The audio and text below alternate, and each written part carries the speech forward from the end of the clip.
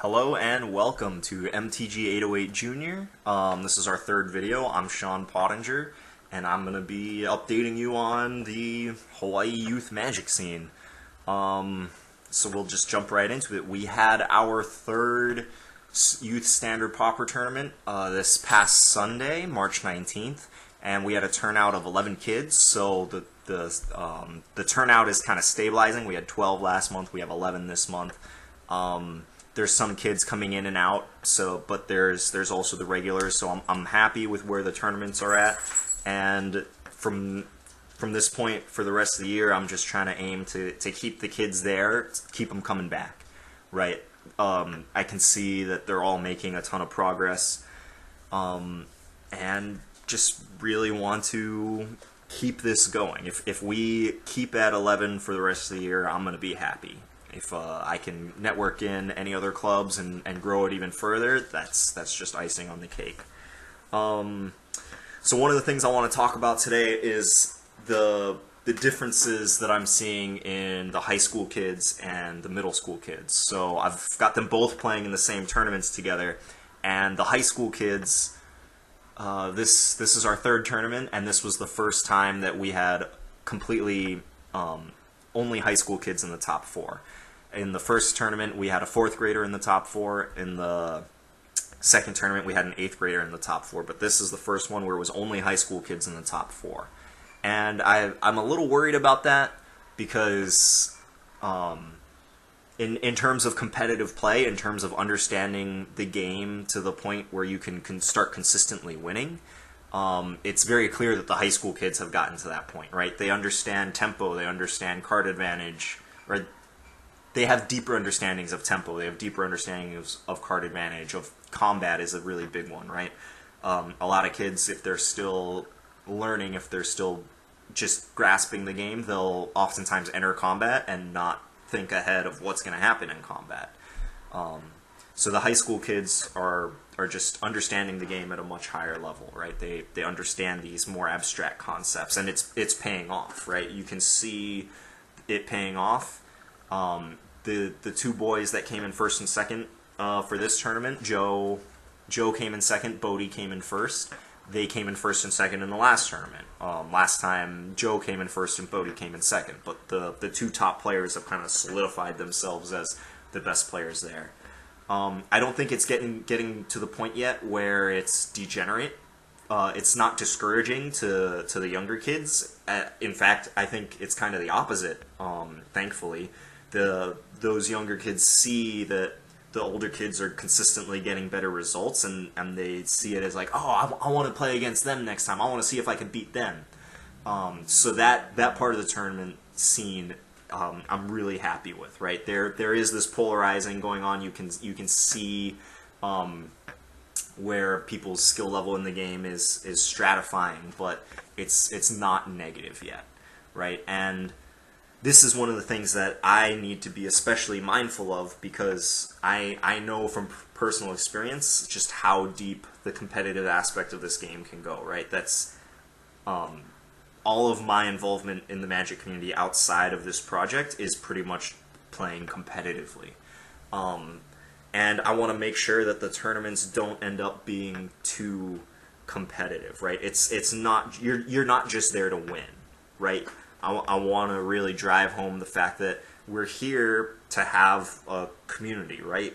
We're here to grow together as a club or as a group of clubs, and we're here to just have fun playing the game.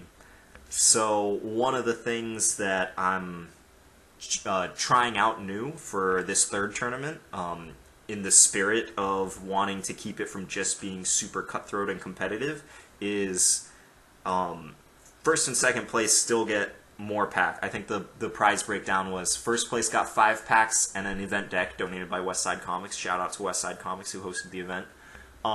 So first place got 5 packs and an event deck. Second place got 5 packs.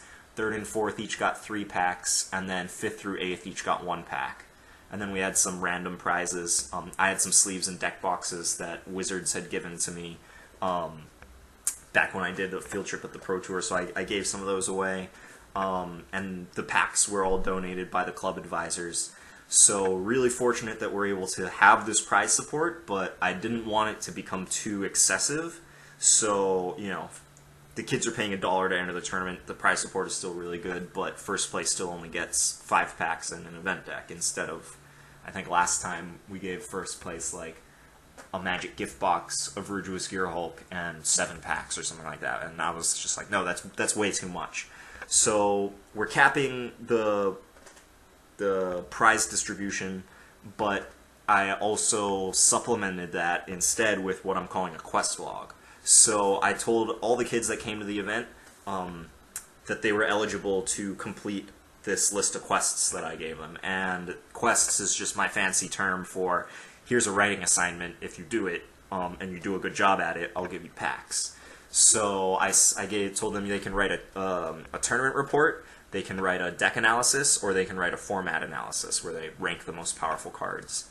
And if they do it to the point that I told them they have to do it to a point where it's publishable. Not necessarily that I'm going to publish all of them, but to the point where if they felt comfortable with it, that I could theoretically publish it on the Facebook page.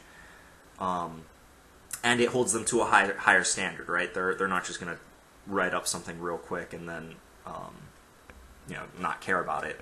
There's a reason, you have to have your grammar correct if it's going to have an authentic audience, right? And having an authentic audience is a big part of place-based learning, which is what I'm rooting all of this in.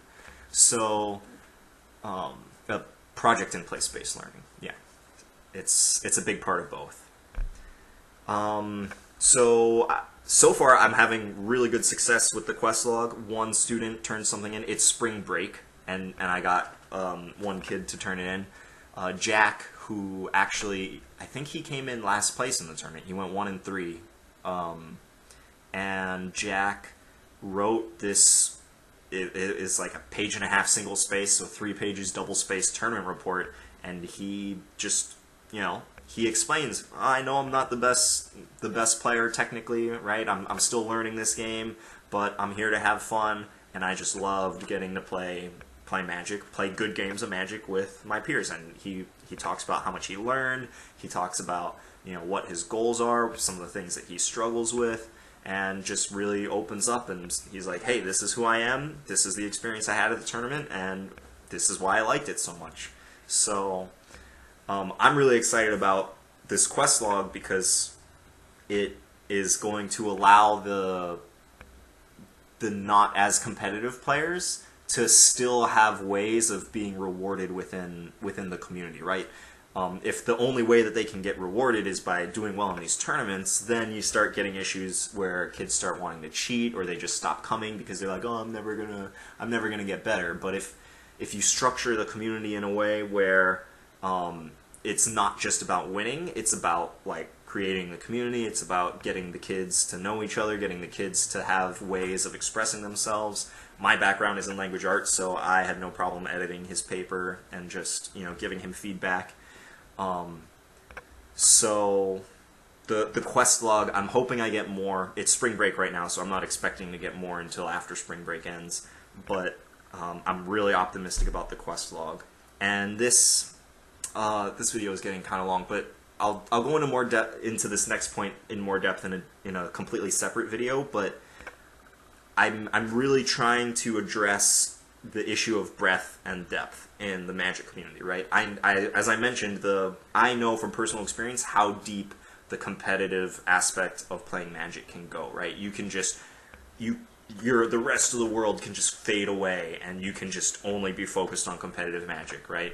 There's the fact that the Pro Tour exists is evidence of that, right? These pro teams, these guys that live in Magic is their main source of income, or their only source of income, right? That does exist. So it's a rabbit hole going deep into the competitive scene. But as I said, I don't want competition to be the only aspect of the community, so I'm trying to create this breadth where the kids also have opportunities to write, they have opportunities to do art, they have opportunities to become judges, right? They have opportunities to become storytellers. So adding this breadth to the Magic Club culture, I think, is really important. and it's going to open the door and make the community more inviting to different types of kids. So yeah, I think that's really important. Last thing I'm going to say before wrapping up is the next tournament, I told the kids, or I had them vote, and I asked them, do you want to do Two-Headed Giant next time? And pretty much all the kids were like, yes, Two-Headed Giant. So we're going to try out Two-Headed Giant Standard Pauper. And I said that if they ever made top 4 in our first 3 tournaments, then their partner had to be somebody who has never made top 4 in any of the tournaments. So trying to this is another way that I'm trying to mix up the competitive and the not competitive players. So, and as I mentioned in my last video, you know, just having a partner to talk through everything with, I think is infinitely valuable. So that's where we are. This is our 3rd video. Already setting up our next tournament for April. And yeah, thanks for checking in. Thanks for making it through to the end. Thanks for watching. And shout out to everybody who makes this possible. All right, adios.